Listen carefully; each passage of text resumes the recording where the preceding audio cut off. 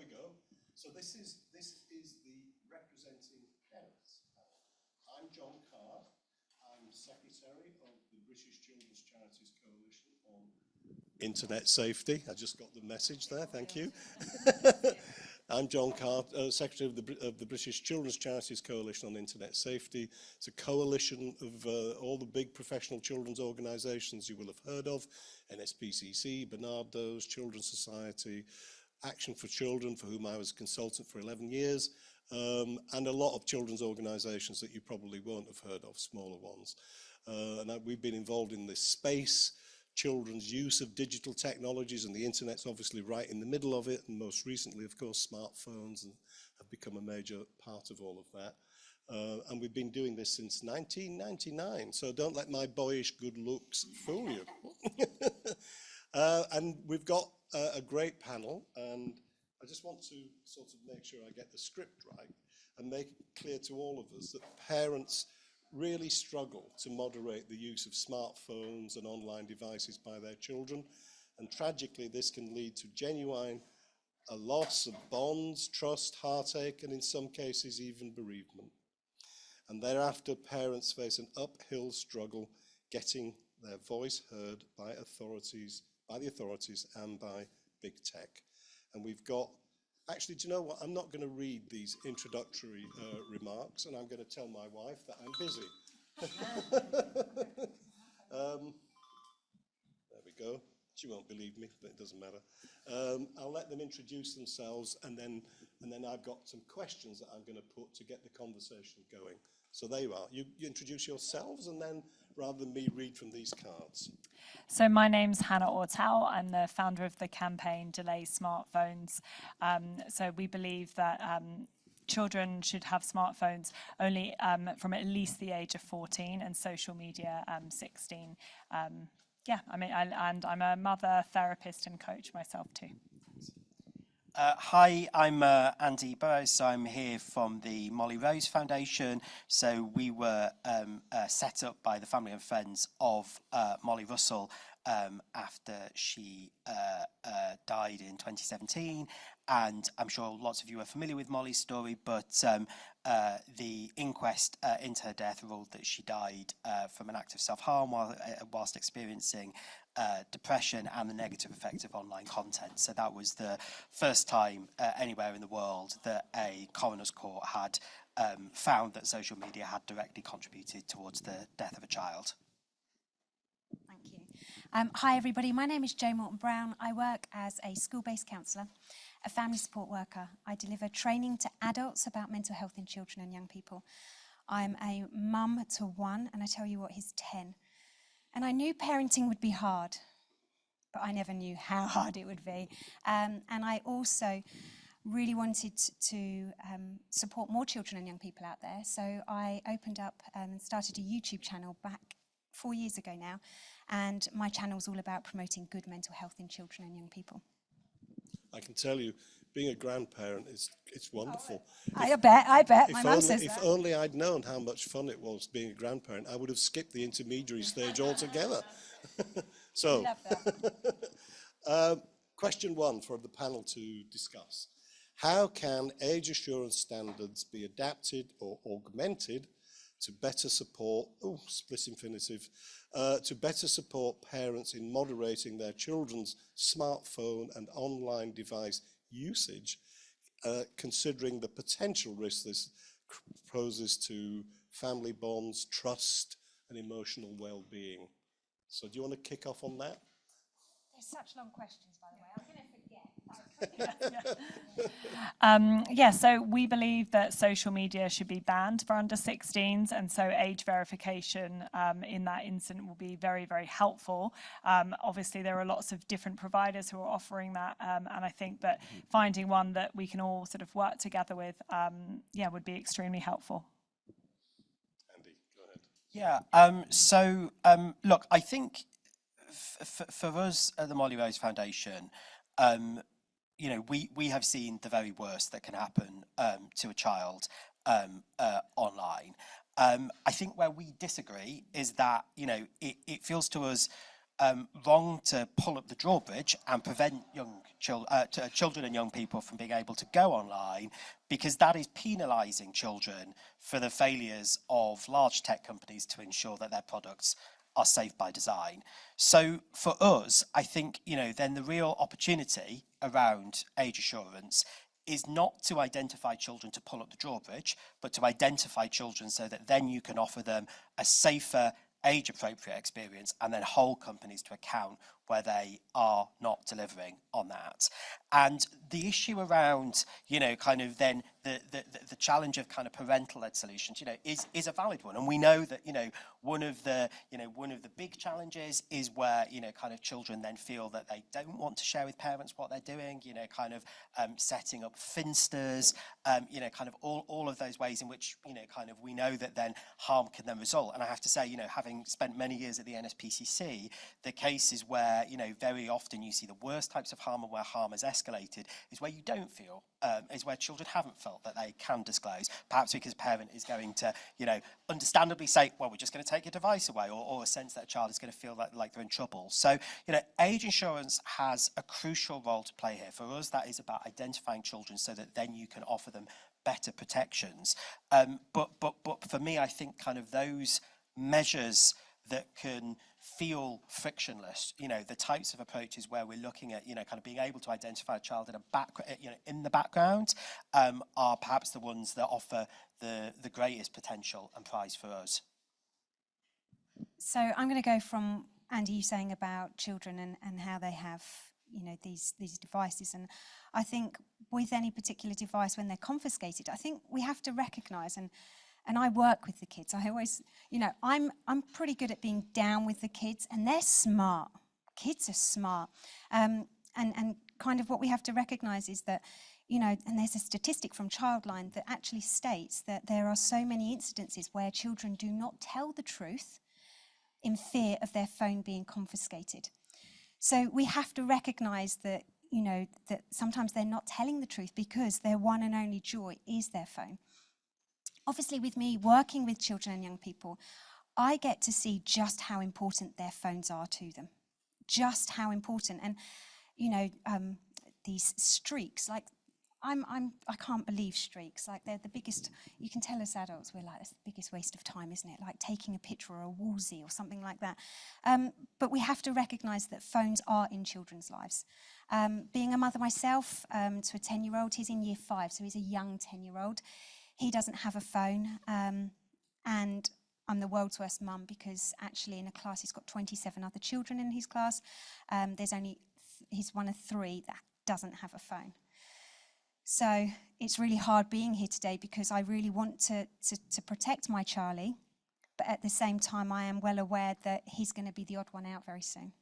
So it's hard to play a balance, and certainly working with children and young people, at secondary school and listening to their stories and, seeing and hearing what they're exposed to.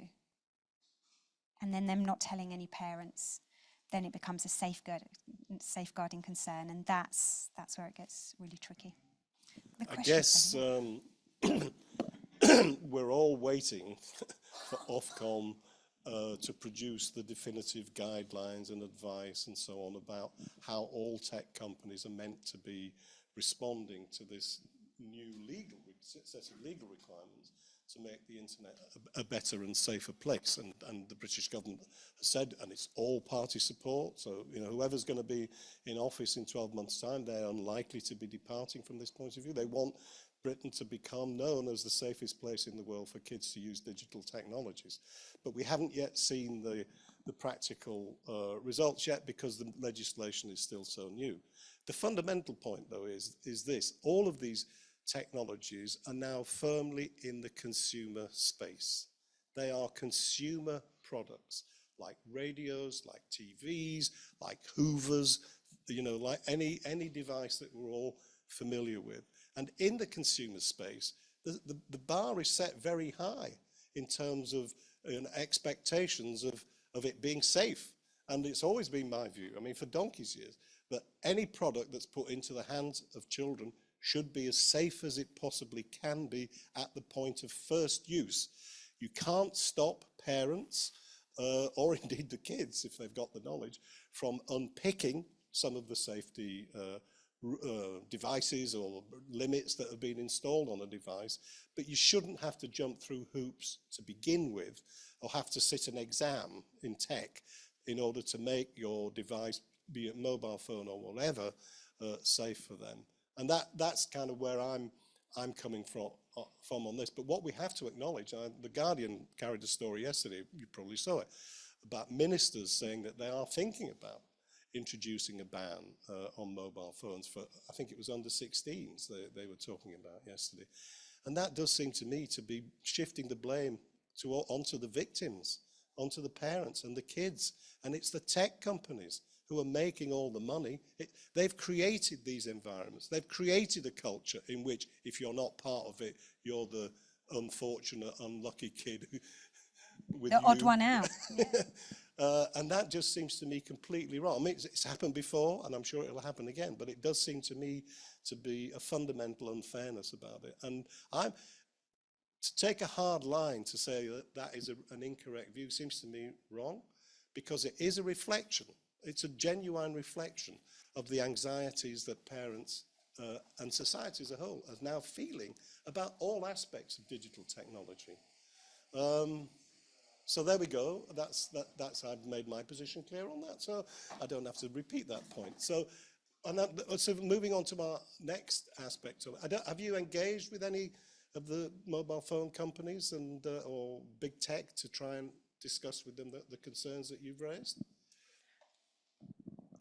Yeah, so I think, How's that going for you? Exactly. Whoa.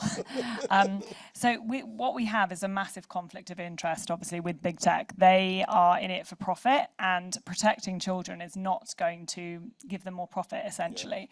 Yeah.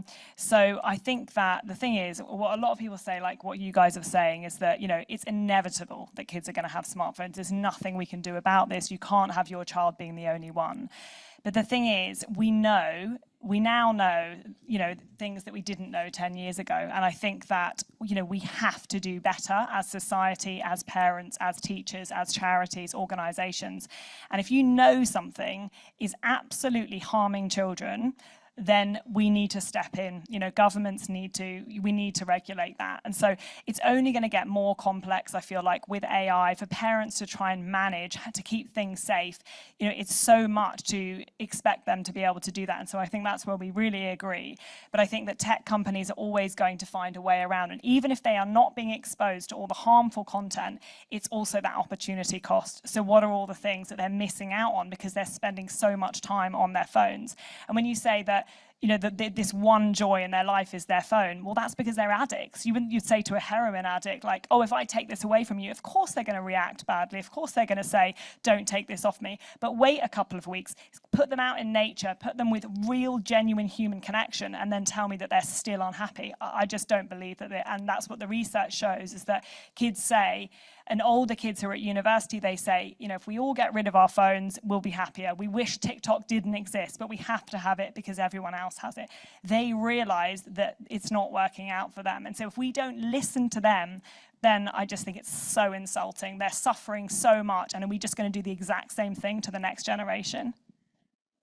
Andy, you've probably got the scars of engaging with big tech more deeply than anybody else I know, apart from me.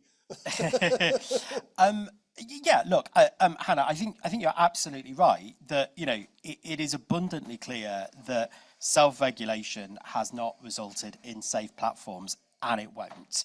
And the only way in which we will start to see meaningfully safer products for children is when the incentives are there.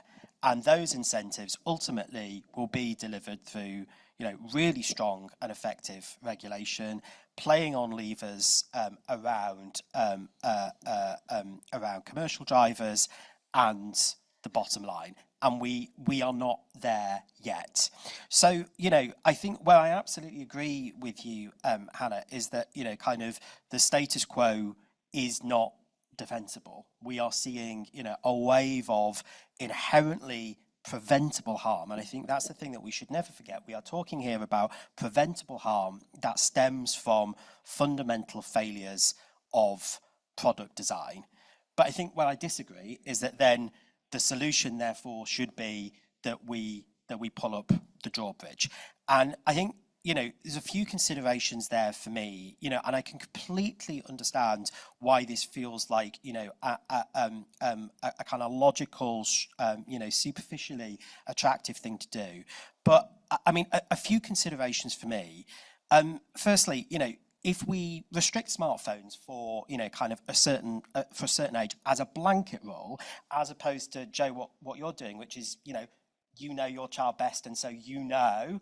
I'm sure there's some difficult conversations, but you know, you will know when that best moment is.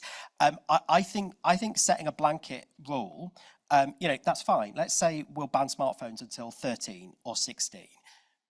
What about tablets? What about games consoles? What about you know, internet connected watches? You know, are they okay? Don't we simply see a rush to kind of children then using those platforms? I think about my best mate's 10-year-old who, you know, the screen time arguments that, you know, happen in that household because, you know, kind of then being on a games console is a way for, you know, kind of that kid who doesn't have a phone to communicate with his friends. But a couple of other points as well. You know, it strikes me that, you know, if we say, you know, kind of no social media until you're 16, we are delaying harm, you know, and I would worry about, say, a 16-year-old girl then getting a smartphone for the first time and then, you know, kind of facing, you know, all of a sudden with none of the kind of training and experience and exposure of being online, the kind of barrage of, you know, misogynistic abuse and, you know, requests for self-generated imagery and all the kind of challenges that you would face in that situation. But Hannah, I think this is a really important thing. So, you know, kind of my positive vision for the future is where we have strong, effective regulation. Because I don't accept that we can't regulate tech companies. You know, we regulate every aspect of children's lives and of consumer and product design. And at the same time, we have really high quality education in schools that is starting to teach children that they can practically apply to their online usage what safe, effective online experience looks like. Because ultimately, you know, those children today, we want to keep them safe, but they're going on to a world in which digital is front and center.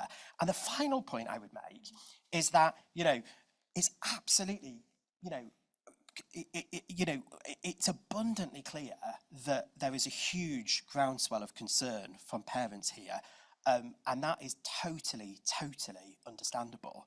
But, you know, actually, and this is a panel about kind of listening and representing to the voices of parents, let's think about the voices of children. And I don't see children and young people, you know, saying, let's take away our devices. I hear them saying, we absolutely want to have, you know, kind of safer experiences. But, you know, I don't think it's frankly particularly democratic, and it feels quite paternalistic to then be saying, we're just going to pull up the drawbridge. And, you know, as I say, as someone who has seen the very worst of what can happen to children online, let's also not remember that being online is absolutely fantastic as a place to learn, as a place to make connections, as a place to discover, to discover your identity. If you're a young queer teen growing up, you know, kind of what that means in terms of being able to make connections and discover your identity. I think pulling up the drawbridge feels well-intentioned, but actually just comes with a whole, you know, kind of array of unintended consequences that I would really worry about. So I think, you know, we should be having a conversation absolutely about what more can we do. But, you know, I think the answer, as with most things in life, is that, you know, the answers probably require a lot of nuance and, you know, and a lot of detail rather than just kind of what feels easy. Have you tried to engage with tech companies Yeah, at all to so- have discussions? How did that go? So obviously, I'm working closely with Google. There was an event a few weeks ago, and even at that event, they had about this. Oh my golly gosh, what's it called? Internet Legends, which Google have created alongside with Parent Zone. I also went to a Snapchat event a couple of months ago, and was speaking to some of the team that are there to create the education and the resources for parents and carers. Now, I'm not one of those tech companies, okay? But from what I can see, they are trying to do, and is it enough? Most probably not, without a doubt. But there are the resources out there. I spoke to somebody at Snapchat and they said that they'd love to do school assemblies. They'd love to go into schools and to be able to say that, you know, this is how to stay safe online. But she also said that it would look like she's going into schools to promote it. So I get that there's that wanting to educate children, but it might look as if they're going into schools and promoting it.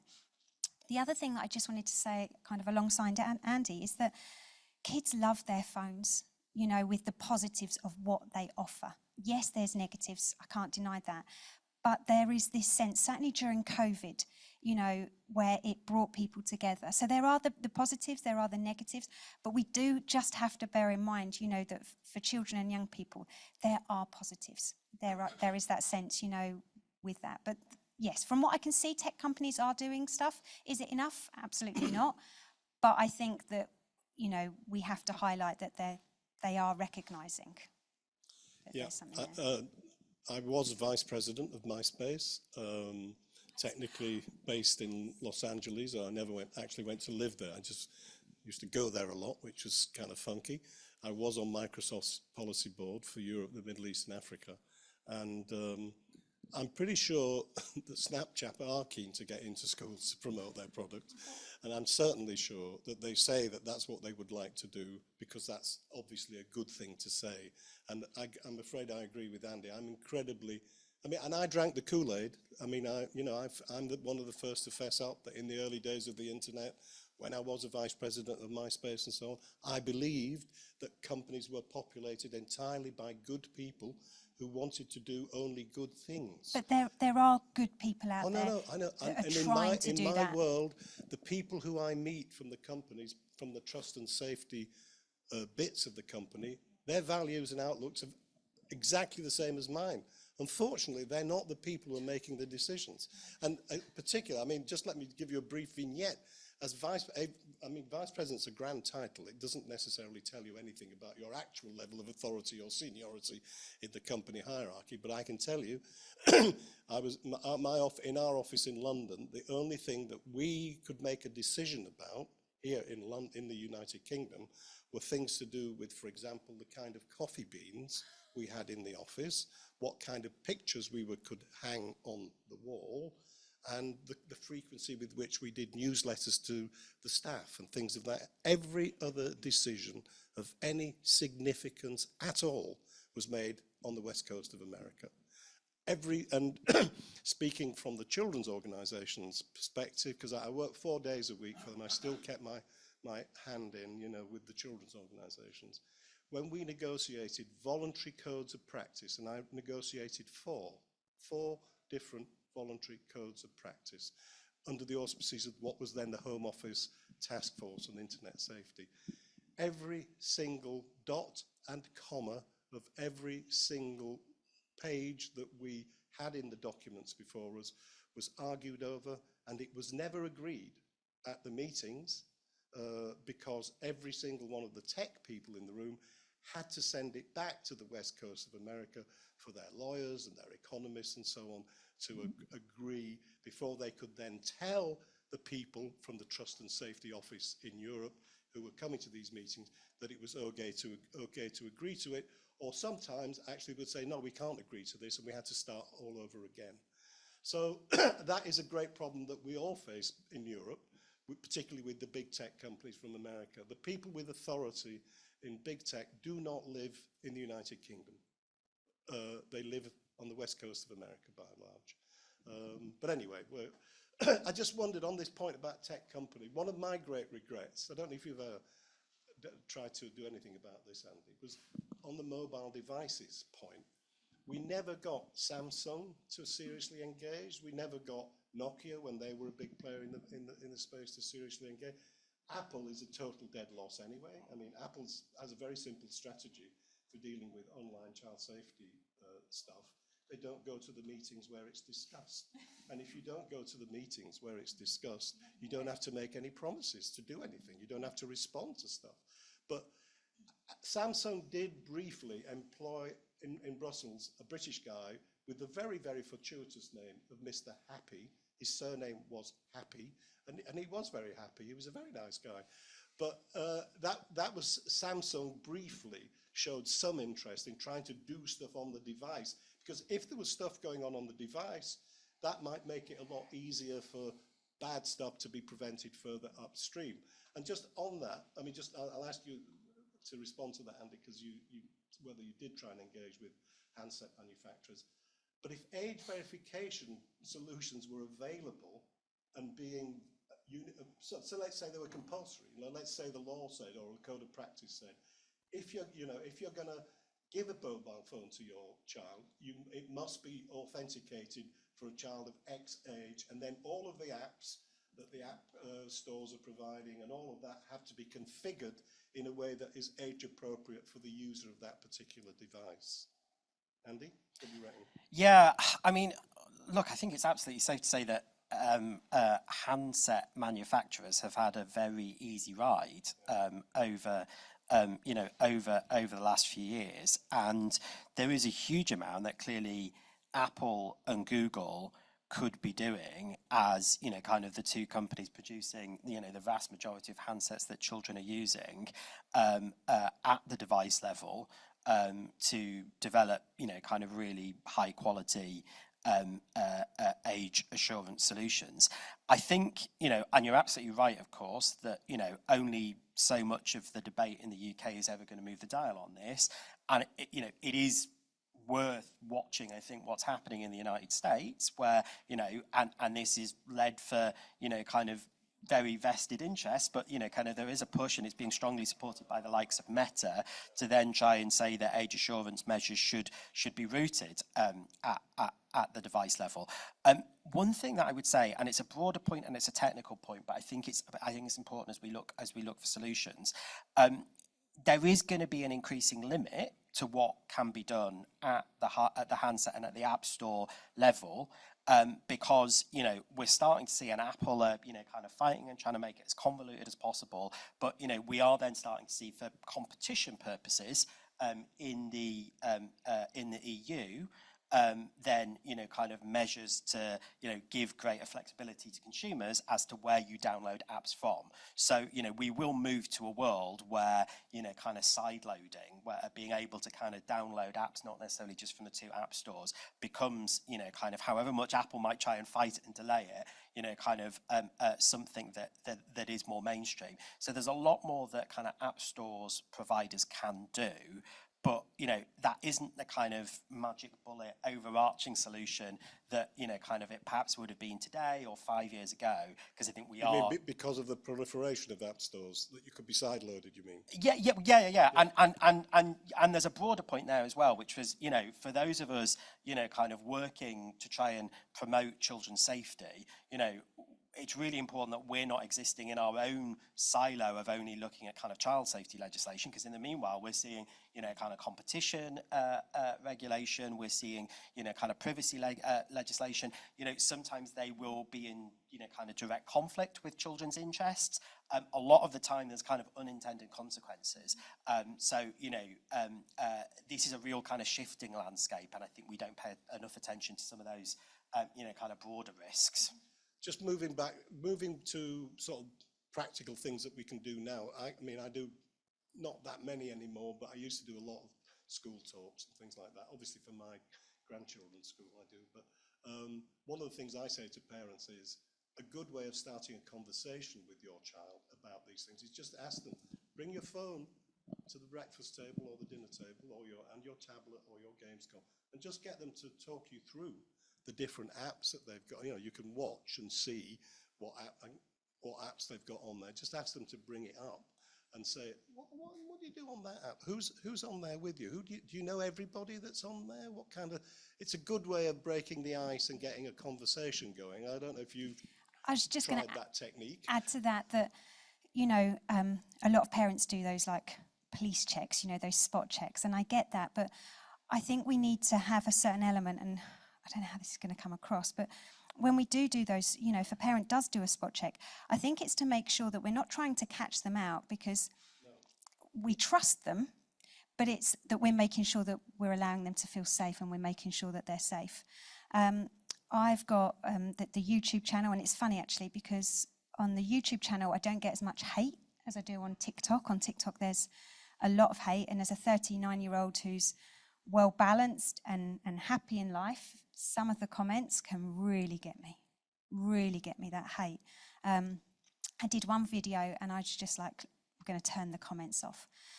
So I think it's just about recognising, I don't know where I went off with that one, but you know, just making sure, going back to that first part, that when we are doing those spot checks, it's for allowing the child to feel that they're safe. I knew where I was going, by the way, lost it, but we're back. On TikTok, it has, you know, second account, you know, when they're writing comments, it's got second account and third account. You know, how other kids allow their friends to have their passwords just so then they can go in and carry on their streaks. So, yeah. Can I just check on time? How are we doing for time? What time are we supposed to finish? Oh, right, okay, good. So we're not over time then. Yeah, so so much to say always. Yeah, so with things like, I mean, the spot checks, yeah, of course you're not doing it to catch them out. You want kids to always be able to come to you and be like, I've seen something, it's freaked me out, whatever. It's always, anytime, you know, you can have those conversations. But I think the problem is when we say to kids, like, I trust you when you're online, it's putting it back onto them. And the thing is that so many times they're contacted, whether it's WhatsApp groups, being added to groups, they don't know what the purpose is for, whether it's, you know, seeing content, they don't know, you know, who it's from, you know. And I think that on the point of saying, like, you're worried about a 16-year-old suddenly getting social media and not being able to cope. Well, imagine a 9-year-old on social media and then having conversations with adults. You know, I think that it's so easy for adults to manipulate children online because they are children. And so to say, you know, oh, well, no, you know, we should have let, you know, young kids so that they have the opportunity to be online. It's not safe for them at all online. We know it's not. And so to just say, well, just, you know, they can go online and then we'll just sort of, we'll try and make it a bit safer. But if we know something is absolutely harming children, then it is our responsibility as adults who've created this mess to protect them. And so I think that, and when you say older kids, or, you know, say to kids, oh, well, do you want us to, you know, put up the drawbridge, take your phones away? This isn't about taking phones off kids. It's about delaying them in the first place and letting them have, you know, an alternative device where they can still call their friends, they can take basic photos, they can listen to their music, but it doesn't have social media, the internet, you know, and WhatsApp and all those sort of, you know, potential harm. So it's not about denying them anything. It's about letting them live a full childhood. And that is what we are denying children at the moment, I believe. And I completely agree. But we've also got to bear in mind, and I'm going to blow my own trumpet here, that there are content creators out there like myself. It costing me money. I've got an amazing camera just recently. But I'm creating good content to allow kids to, you know, help promote their mental health. So there is, like, we can all agree there is good content out there. Yeah. And yeah, we just need to highlight that there isn't all, it's not all bad. It's just about what those children are exposed to, and I completely agree with you, but it's not all bad content. No. And can I just say that, because I think this is the, you know, the kind of fundamental point on which we disagree. You know, I just don't accept, and having spent the first kind of 15 years of my career working in, you know, kind of consumer policy and in regulatory policy, I don't accept that the choice is between, you know, the kind of Wild West that we have now or not allowing access at all. It is absolutely the case that if the incentives are in place, that children can access social networks and messaging platforms that are fundamentally safe and age appropriate for them. So, you know, talking about WhatsApp, and it's in the news today, you know, kind of an investigation of children as young as 9 being added to self-harm WhatsApp groups. You know, there's practical steps that WhatsApp could take today to reduce the risk of that. So you're talking about kind of children, for example, being added to, you know, groups, you know, kind of against their will. You know, WhatsApp could introduce friction today to ensure that, you know, kind of you can't just go and add somebody at random and add random numbers to WhatsApp groups. They don't do it. So I think, you know, this suggestion that, you know, it's a choice between what we have now, which is the Wild West, and, you know, it's either that or, you know, it's pulling up the drawbridge. That just isn't actually the option. And you know, that heart, you know, the kind of middle ground, you know, is going to require a lot more pushing, but, you know, it doesn't have to be one extreme or the other. And I think that's probably where we fundamentally disagree. But you obviously, as you said earlier, you recognise the legitimacy of the sentiments behind this idea of maybe the safest thing to do is just keep the phones away from the kids. It's a genuine worry. You know, people sneer about what they call a moral panic. What is a moral panic? A moral panic is people who see something that maybe they don't fully understand, but they know there's something not quite right about it, and they adopt the precautionary principle. They say, look, I'm not going to risk it. I'm going to stop it. I'm going to not allow my kid to go near that or whatever. Just by the way, I mean, I completely get your point about the undemocratic nature of making decisions on behalf of children. On the other hand, they are children. And I certainly remember when I was 15, I thought the idea that I had to wait another year to have sex or smoke a cigarette, by the way, I could tell you which one I preferred, and I did eventually. I thought that was, who made that stupid rule up? That's obviously a ridiculous rule. Why do I, 12 months time to wait to have sex or smoke a cigarette? And same with, you know, with beer. I wasn't supposed to drink any beer till I was in a pub till I was 18. Well, that didn't work out too well either. So there are sometimes, and you worked for the NSPCC for 10 years, what was it, 10 years, 8 years, something like that, quite a long time anyway, it probably felt like a lifetime. There are simple fact that kids don't like it isn't a good enough reason to say that, okay, in that case we won't do it. No, and of course that's absolutely right, and there's a balance to strike. But also, you know, children have children have a fundamental right to safety, but then also to privacy, to free expression, and you know, with respect, I just don't hear right now the voices of children who, you know, have a legitimate say in this being reflected in the debate around banning smartphones. So, you know, the children's voices are certainly being heard in terms of wanting less harmful environments, because all of the surveys, certainly on pornography, for example, it's not just boring old farts like me who don't want kids to have access to porn. Kids say repeatedly, constantly, some of the worst and most upsetting things that they've ever seen on the internet is porn, legal porn, not illegal porn, legal porn. So, yeah, I'm not sure. Look, can we go on? No, I just want to say one thing, because on that point, actually, all the surveys, so of Gen Z, the sort of 18 to 22-year-olds, they all say they wish they didn't get a smartphone, you know, so young. All the studies have said, you know, which I'm sure you've seen lots of universities where they said, we wish social media didn't exist, but we wish it didn't exist for everyone. So if you ask a 13-year-old, can I take away your iPhone? Of course they're going to say no, because they're still right in that. They haven't yet realized the impact that it's had on their life.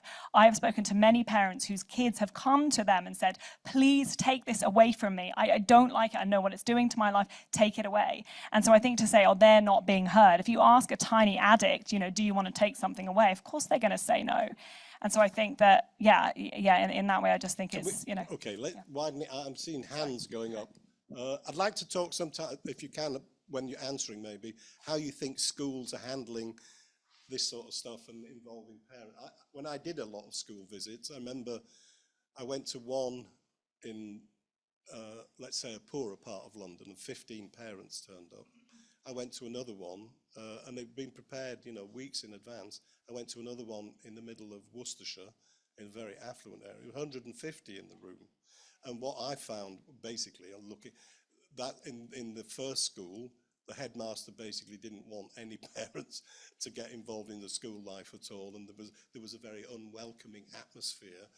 And so parents just didn't come. In the other, admittedly more affluent middle class area, the school was very open, and they did genuinely welcome and try and bring in parents. Now, anyway, perhaps in responding to the first question from my friend from Cork. There's more of an observation than a question.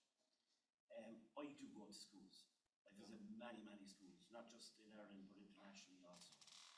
And to kind of have a belief that children are entitled to a smartphone, or that in some way that you're denying them a right.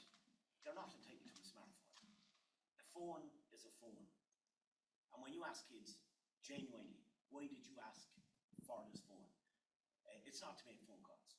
It's so that they can get onto these platforms and engage with whoever they're engaging with online. But when I asked them, can you do that already? The answer is yes. Because they have a tablet. They have their gaming platform. So it's, nobody's saying we're going to block everything and anything. It's not the end of the world because you can access it. The danger in handing over a smartphone is that there's an inherent sense of privacy that automatically accompanies that. And parents, like, you know, respectfully, can I have a look at your phone? Listen, as long as the kid is living under my roof, I look at that phone whenever I want. And there is no such thing as privacy.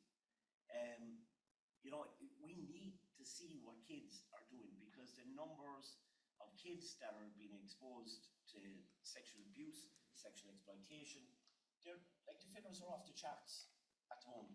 And like definitely you should know, like with Molly Russell, okay, the analytics took her to a place that she didn't want to go. So when you're saying Molly was 16, wasn't she? She's 14. 14. Okay, 14. 7, 8, 9, 10-year-olds. They're doing the same thing. They're being brought to sit down the same rabbit holes. And the danger for us is that we don't get to see what goes in here.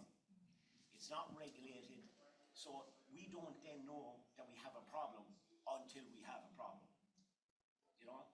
So in Ireland, I know an awful lot of schools that I go to, they are imposing now a smartphone ban. And I'll tell you the positive results out of it. For the kids who had smartphones, we're not talking about any other technology, just a smartphone. When they were removed from them, their sleep improved, their ability to study improved, their social lives improved, because they were talking to each other, not texting each other. And we have to look at this technology and realize how it's even changing us as adults. We don't pick up the phone and ring each other anymore. We text each other. You know, so these are a very vulnerable group of people, and certainly, in my opinion, Yep, got it. they shouldn't be afforded. I must say, one of the scariest things I heard, I don't know if it was which one of you said it, the idea of walking into a school dining room at lunchtime and it being silent. That is a hell of a thought. Jesus. So just going on that point, you made some cracking points there. At my secondary school, one of my secondary schools, we've just started a zero phone policy. It was really bold. It was really bold. The government have said, you know, that, and they've never put a duration on it, but they want to have zero phones within schools, but left it so vague. Anyway, our school has really taken it, and you'll have these posters around other schools, which is, you know, phone seen, phone taken away. But basically, one of my schools, they have rescheduled their day. So they have an AM registration, which this just happened just before February half terms. This is about 6 weeks ago. And with that, they put in their mobile phone. So they hand in their mobile phone to the tutor, which goes into this cassette. And basically, at the end of the day, they've then created and shuffled up the days that they go and collect their phone at the end of the day. I think at a rough guess, this would have cost the school about £2,500, which is quite a lot of money when schools are tight, you know. But with that, it's been incredible. It's been incredible. I feel, it's a fact that truancy has decreased, because that's a massive thing in schools. I need you to know that there are a lot of kids wandering, and that's a completely different thing. Is it because they don't feel good enough in less? You know, that's a completely different story. So less truancy, more talking, you know, and that's a great thing. And also I feel as if staff and students are safer within school, because they're not having their photos taken or videos and things like that. So I just wanted to share how good practice that is, you know, and I know that that's cost the school a lot of money, but actually I think it's really good. And just going on about schools, I think, you know, yes, it is a responsibility for schools to teach children about staying safe online, and that comes under their PSHE curriculum, but schools are busy. Schools are busy. I would go and read to reception class. 5 minutes, I'd go in every Thursday and read. They've actually, I can't do it anymore because they've not got enough time, because they're into the spring and summer term. They've got to learn phonics and things like that. So it's less free play and it's more structured. if they've not got time for me to go and actually be able to read them a story, it just shows how tight time is in schools and how busy teachers are. A couple of really quick points. Reflecting on kind of what you said there about kind of how you supervise a child's phone. There is a tension, I think, very often between what as parents feels kind of most comfortable and what all the research and evidence says actually what works. And kind of all the evidence in this space says that kind of the more parents will kind of actively survey and monitor what their children is doing in an intrusive way actually leads to counterproductive results in terms of safety. So this is really difficult, but actually we should all pay attention to what the evidence says kind of works. And if it starts to look and feel more like surveillance, that's where children will kind of start to not disclose what they're doing, and if they get into distress, then kind of won't come to an adult, a parent, a trusted professional for help. And the other point that I would just make, because I really feel this is really important, that we shouldn't just accept that the choice is between the kind of dangerous, unsafe by design products that we have today, or not giving children access to those products at all. That is, there's a reason that we have safe cars. There's a reason that we have seatbelts in cars, and it's because we've placed clear guidelines on companies, clear responsibilities on companies to make sure that those products are safe and we are tackling preventable harm. So I just don't accept that this is a binary choice between don't give children access to these services. And by the way, as someone who spent many, many years working on child sexual abuse, I can tell you some of the worst cases I've seen take place on Discord, on gaming platforms. And, if you think that then by eliminating smartphones, we reduce that risk, I wish it was that easy, because that harm will simply migrate onto the other platforms. And that's why we either make sure all of these platforms are safe by design, or we're simply seeing the harm move to other devices, other spaces, because that's how, offenders in this space operate. And we shouldn't forget either that in terms of sexual abuse, the most dangerous place for most children is the family home. It's not the internet. Did you want to respond? Just one thing I just want to say on that, sorry, I know you've got a question as well. It's just, yes, I see, you don't want it to be this binary choice, but what do we do in the meantime?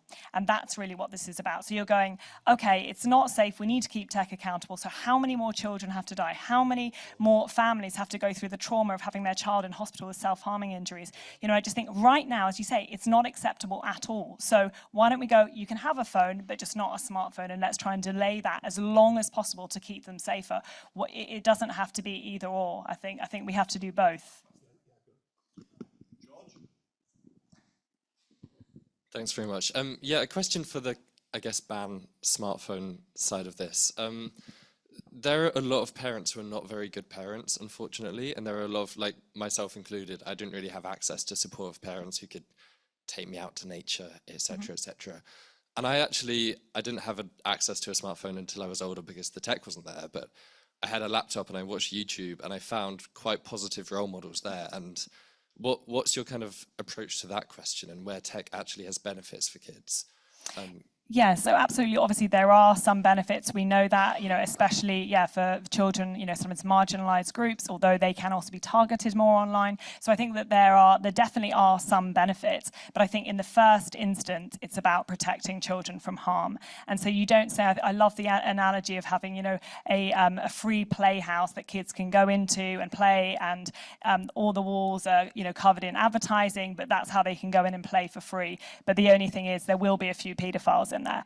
You still are going to be like, no, you're not going to have the child in. So you're not going to be like, but look, they have all this free stuff. They can, meet other kids. They can have fun. But unfortunately, there will be some pedos in there. You wouldn't allow it. And this is the situation that we're in right now. It needs to be safer. We need big tech to do so much more. We need government regulations. But I think as parents, we have a huge power and responsibility to protect our children from harm.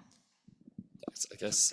Just going back to that point about parental trust and supervision, I'll just tell you, admittedly, my son was when my son was 18, our son was 18, he did a year's gap traveling around the world with 3 of his mates. So picture the scene: 4 18-year-old boys. It's not a happy scene to contemplate, is it really?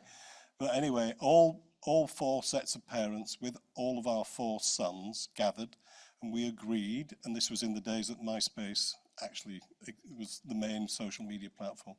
We agreed that rather than us ringing them up every hour, which is what we planned to do otherwise, they would keep a page going on MySpace, so we knew where they were and that they were still alive and that they were having fun and they were safe and so on.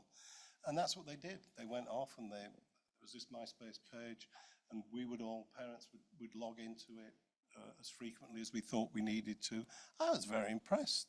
They were writing poetry. They were climbing mountains. They were helping old ladies across the road. They were doing charitable works in poor parts of Cambodia. I mean, I thought, what wonderful young men these are. How proud I am. About 6 months after they'd all got back with all of their limbs intact and still breathing, and in fact now at university, my wife said, you know, there was another MySpace page, don't you? The one that all their mates were looking at, the ones where they recounted how many times they were so drunk they couldn't walk, the number of times that they got to near-death experiences because they were on a boat that nearly got turned over, blah, blah, blah. I said, no, I didn't know about that. My wife has no scruples, right? She'd been and looked and read it. She said, she advised me that I should be best if I didn't go and look. So I didn't. But it does raise this point about trust. I mean, I know it's a slightly funny story, but it is true that if kids believe you're on their case in a heavy way, they will find a way of beating you and they'll find a way of getting around it, however good you are or smart you are. So there was another, go on, the chap there, yeah? Yeah, hi, it's Gary from Safer Kids Online. And I do some work with Jason, and all our research has shown that children actually understand that the internet's not really safe in general. And what they want is a trusted adult that they can share the good experiences and the bad experiences with. And so I think that the challenge, certainly, while we're waiting for the big tech to do what they need to do, and if I'm honest, I think we're going to have a long wait on that. In the meantime, I think that we just need to help and educate parents into understanding some of the dangers. And even the research shows children that are being suffering from bullying online would still rather stay on the platform for the good parts and the parts they spend with the friends and the parts they enjoy than have the device taken off them or come off the platform completely. Yeah. But if they've got a trusted adult that they can go to and say, I'm not having this experience, it's not much fun for me, and the parent can then talk them through it and how to react and shelter them from it. And it might be, well, what we need to do is just block that one person. Or it might be, we need to have a conversation with that person or that young child, if it's someone they know, or the child's parents, and saying, your child's behaviour is not acceptable. And then once you've got that relationship, it's not about snooping. It's about being an active part of that child's digital life. So I think that point is so valid, because I always say whenever I deliver webinars to parents in private companies, we need to as parents and carers, we need to show our children that we're prepared to listen to the little things. Because if we can prove to them and show them that we can listen to the little things, then they'll be able to come back to us maybe if there's a big thing.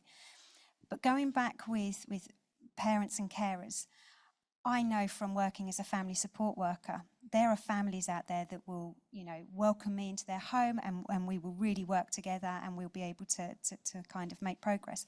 But there are also families, certainly with safeguarding concerns, who, and I know I've got stories to tell you, and you wouldn't believe me, but there are parents and carers out there that simply, and I'm saying the minority,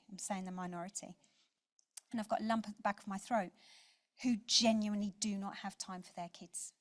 They genuinely do not have time for their kids. And I think sometimes, for me personally, I think what's going to be really sad is that big tech companies aren't going to see that they need to take responsibility until there's more people like Molly. I think that's the sad thing. I think because of the foundation and the work that you guys have done, I think has really excelled things, and I think that unfortunately, yeah, it's just really sad. We're going to have to end it now, I'm afraid. And let me just plug my blog, because one of the other reasons why we have a lot of the difficulties in this discussion is because the federal law in the United States of America is absolutely and completely different from the law in Britain and most European countries. It's not an accident that the United States of America is the only country in the world not to have signed the UN Convention on the Rights of the Child. I've written a blog specifically on this point. It's called Not Just Another Language, if you want to look for it. But I'll give you one example, right? A child who had a heart condition, a serious heart condition, and was not being properly looked after by their parents, used to go for weekend respite care with another family. That other family discovered that the doctors had said that that child should have an operation to relieve some of the kind of stress and burden of his health condition, and his parents wouldn't agree to the condition, right, to the operation taking place. And somebody went to court to try to get them to be compelled to give their consent, and the court said no, because the parents' rights vis-a-vis that child, in that case that child's life, outweighed the child's rights to lead a healthy existence, as it were. Unbelievable. I mean, that type of decision would never happen in a British court or anywhere in Europe. In the end, the way they got round it, they said that the weekend guardians of that child could be regarded as the proper parents, at least for that sort of 72-hour period. And in that 72-hour period, one weekend, they went to court, and the court then ordered that the procedure should take place. And that idea is deeply embedded in American thinking about the rights of parents over the rights of children. And I think it's reflected has all kinds of consequences in the way in which the tech has rolled out. They do think parents have to be more responsible or take primary responsibility. They don't regard the UN Convention on the Rights of the Child and children's rights as trumping parents' rights. We do, very often. Anyway, I'm very sorry I abused my position as chair by telling you that little story and plugging my blog, which, by the way, is free. Thanks. I should have done. I've got to go and speak at another thing now, and we're out of time anyway for this event. So thanks for coming, and thank you to our wonderful panel. Thank you.